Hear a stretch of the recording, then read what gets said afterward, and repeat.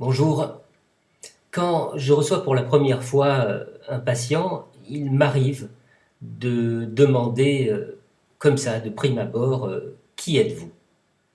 Et la réponse à cette question a le mérite de cerner aussitôt la problématique de la personne en termes d'image de soi et donc d'estime de soi. Je ne sais même pas qui je ne suis pas grand-chose, je suis un sportif en bout de course, je suis un mauvais fils, etc., etc. La réponse permet également de voir émerger la conséquence de l'image de soi dans l'économie générale du sujet. Et cette conséquence est encore plus évidente chez les adolescents et les jeunes adultes. Alors, voyons quelles sont les conséquences les plus fréquentes.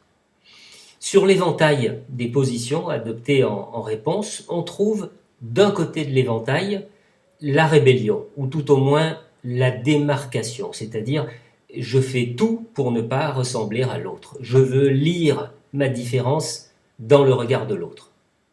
Alors si cette attitude est assumée avec fierté dans les relations quotidiennes qui ne sont pas d'un enjeu important, il n'en va pas de même dans le domaine professionnel.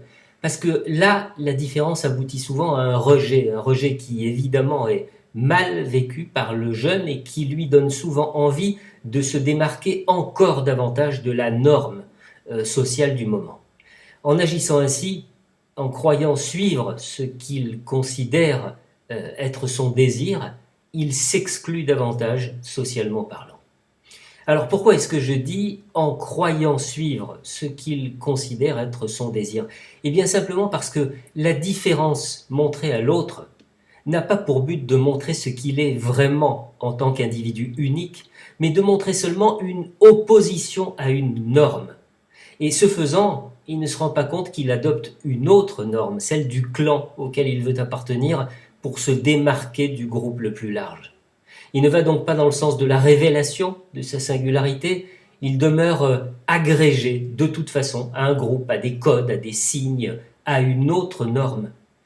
Les publicitaires l'ont parfaitement compris quand ils vantent un produit en prétendant qu'il rendra son possesseur unique ou différent.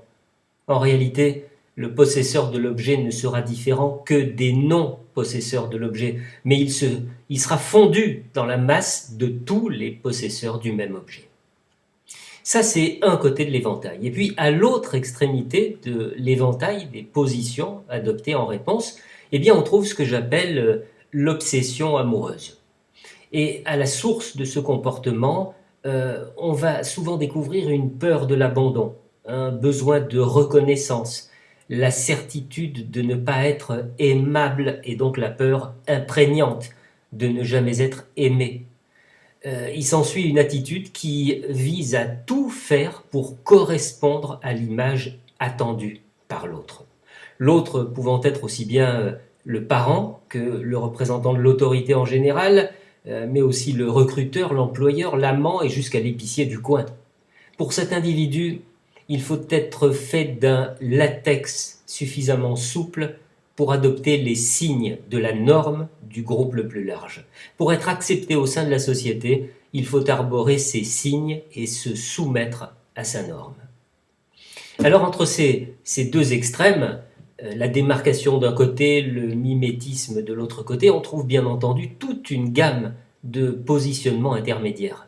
Et il ne s'agit pas de dire que tel comportement est bénéfique et que tel autre serait néfaste.